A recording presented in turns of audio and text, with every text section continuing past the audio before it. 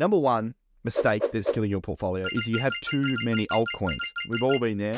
We get excited, we get FOMO, we chase it. Someone's bought something, someone's made a bunch of money. You hear an influencer talking about altcoins. You don't need to get in, you buy it. All of a sudden, after 12, 24 months, you've woken up and you've got 35 altcoins in your portfolio, and 34 of them, you don't even know what they do. At the time, ETH was between 50 to $100. You chuck 500 to 1,000 in each ICO, and that ETH went from 50 to $100 to 4,000, which is just incredible. And then I looked at my portfolio and I had 30, 40 altcoins. Then I put that into the collective shift portfolio tool, the actual tool that I designed and created. And the result came back and I just went, till it was staring me in the face. That is when I got the hard truth of, hey, Bergs, you need to sort this out because your portfolio is you need to get good. Welcome back to another episode of the Ben and Bergs podcast. I'm Ben, your favorite high school dropout and founder of Collective Shift. Alongside me is Bergs, your favorite MBA and COO of Collective Shift, Australia's leading crypto portfolio insights company providing professional analysis and portfolio strategies for crypto investors like you. We are a unique blend of the established and the self-made, and we're here to break down crypto, business, and personal growth. But we don't just talk shit. We give you the insights you need to make better investments, build successful businesses, and level up your life. And today we're talking about why these mistakes are killing your portfolio. And I guarantee you're making at least one of them, because I was making all 7 6 years ago. How are you, Bergs? I'm really well, mate. Just looking at the list, I've made a fair few. How are you going today? You going all right? Good, man. Good. I'm good. We made this list up because so many people fall in this trap, and we thought it's very important to share these with you, because if you are making these mistakes, it's a very common thing. And it's also important to know that there is an alternative, because we've all been there, and most people fall into these traps because they follow people online who are teaching them to do these things, right? Or you just naturally, fall into one of these things because of the information you're getting. So, number one mistake that's killing your portfolio is you have too many altcoins. Now, we've all been there. We get excited, we get FOMO, we chase it. Someone's bought something, someone's made a bunch of money. You hear an influencer talking about altcoins. You don't need to get in, you buy it. All of a sudden, after 12, 24 months, you've woken up and you've got 35 altcoins in your portfolio, and 34 of them, you don't even know what they do. And for most of them, probably underperforming. And it's really important that you know what's in your portfolio, because you need to understand what the token's trying to do, and are they on track to accomplish or achieve what they're trying to build. Because if they're not, the price is going to be heavily affected, because there's a lot smarter people out there that probably understand what that token is or isn't doing, and pushing the price either way. So by having too many altcoins, one, you don't know what's going on within your portfolio. So if something changes, you're going to be too late to act. And number two, you don't have enough conviction in the assets that you do think are good, which means you don't have enough capital in the ones that aren't. Which means you don't have enough capital in the ones that are doing good, which means that even the ones you do win, you're not making enough for return because you've got so many poor performing ones. Your total portfolio is performing poorly. So it's so common that you have too many altcoins in your portfolio. So I'd urge you to have a look, re-strategize, figure out the ones that aren't good. If you need help, you can go to Collective Shift and have a look at some of the research we're doing. But more importantly, review what you've got if you've got too many. Absolutely. I learned this the hard way. And I think in our confessions episode, our crypto mistakes episode, it would have been over $1 million that I would have had if I just kept those altcoins in ETH. At the time, ETH was between 50 to $100. You chuck 500 to $1,000 in each ICO, and that ETH went from 50 to $100 to 4,000, which is just incredible, right? And you think about that and that amount of money, and then I looked at my portfolio and I had 30, 40 altcoins, and I don't know how to keep on top of them. I'm not in their Discords. I don't know what they're delivering. I can't remember what they promised, the amount of sheer time I would have to put into it. Then I put that into the collective shift portfolio tool, the actual tool that I designed and created. And the result came back and I just went, shit, I'm very underallocated in Bitcoin, Ethereum, and look at the different categories I'm allocated in. And I literally built this tool knowing all of this, and until it was staring me in the face. That is when I got the hard truth of, hey, Bergs, you need to sort this out because your portfolio is shit. You need to get good and do the things that you're actually teaching other people to do. Yeah, that tool, man. It's an eye-opener. Yeah, right? It just lays out in front of you. It's like, this is what you've got. Within 1 second of putting in, it tells you and you're like, oh, shit. Okay, we need to do something here. This ties into number 2, which is FOMO buying, so fear of missing out. This is a big mistake a lot of people make when they hear a friend buying something, or in a bull market, they start chasing something because they don't own it. Again, it's very difficult not to do it, but important to stay calm, stay patient, stay balanced or relaxed. So a lot of people get caught up in FOMO and the NFT boom, where people went chasing because so many people were making so much money, and a year on, most NFTs are down 95 to 99%, right? So crypto is, very much driven on sentiment and hype and narratives. And when it's going good, it's good. But when it's bad, it's bad, because there's not a lot of fundamentals backing a lot of the tokens. So just be aware of that, and be aware if you're chasing coins that it tends to end pretty poorly unless you're selling. So just be aware. FOMO buying can kill your portfolio too. You actually gave me a bit of FOMO, Ben. So recently, you've had a reallocation and you've bought some new coins. You told me about the research behind it. I looked at it on the Collective Shift platform and I started to get FOMO. I know that if I move my allocation and I move into those coins, I have a higher chance of higher returns. And that's great. If my goal is to make more money, I'm like, I've got it in Bitcoin. I need to move it. I need to do this. But then I thought back, and just my psychology and what I've learned about myself. One thing I do really well is I've just got diamond hands. And I'm like, do I want the burden of looking after those coins, seeing where they are, setting targets, executing, worrying about tax, and what is the return? No, all of that's, to me, where I'm at right now, sounds painful. I don't want to do it. I would rather just dollar cost average, have my money in there, and then have 1 or 2 things to the side that I don't have to worry about. And when I came to that conclusion and the FOMO left me a couple of days later, I was like, this is the right decision for me and where I'm at right now. That might change in the future. I may want to be more active, but for right now, I want to be very low time and I want a decent return from it. Yeah, that's important that you have that self-awareness and those goals laid out. Back to another episode we did on how to create a strategy. If you don't have the strategy, it can be very difficult to be self-aware and not fall into the emotion trap. The next one is listening to bad advice. And, we speak with a lot of people that have followed people online, thinking they're trustworthy and thinking that they do good content. And maybe they do good content. But a lot of people online are also paid to promote tokens.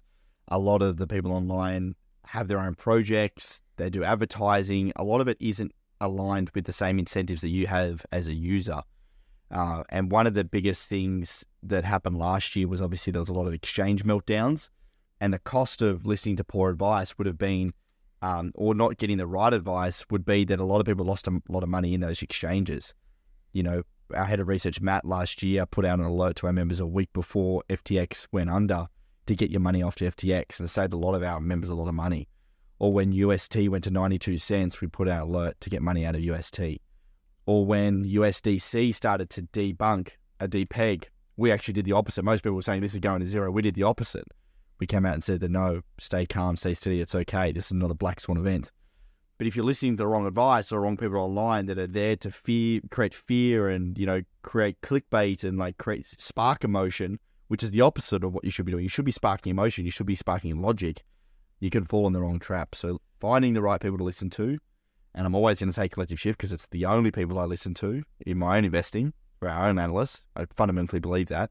It's super important in getting it from the right source. Exactly. And even our analysts disagree on stuff and we'll give you those different opinions. And we've even got analysts outside of our company that come in and give us their opinion so you can have a more well-rounded opinion that is your own. And you're right. Isn't it wild, Ben, that when you see something on YouTube or Insta or wherever you see it, if someone's like breeding fear, it's like they're looking out for you and they're trying to teach you something and they've immediately got your attention. Whereas if it's about positivity and things will be all right, they're like, nah, you're trying to sell me something. And you need to be aware of that. And also be aware if someone's talking about a token over and over again, why are they doing it? What are their incentives? Do they hold any? Is there a token unlock for them? Are you going to be the person they dump their tokens on?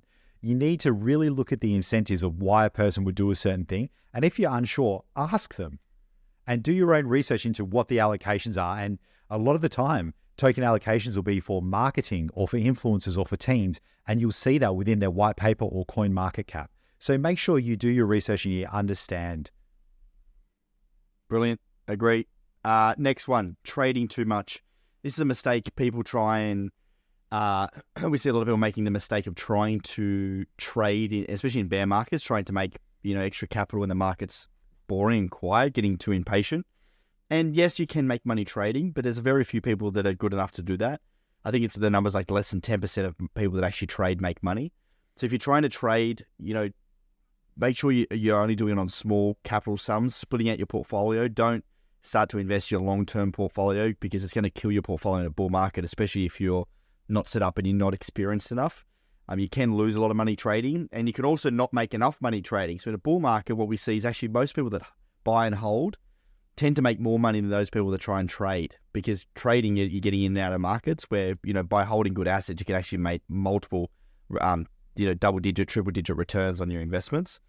When trading is very, even more emotional, even more volatile, it can be very difficult to control. So just another mistake that we see a lot of people make, trying to trade too early. And a lot of traders only post their wins, not their losses. And even just this morning, I saw in a crypto group, the normal post in that crypto group has 2 comments. A trader posted with his wins, and it had close to 200 comments. And what this person posted was, I started off with $500 18 months ago.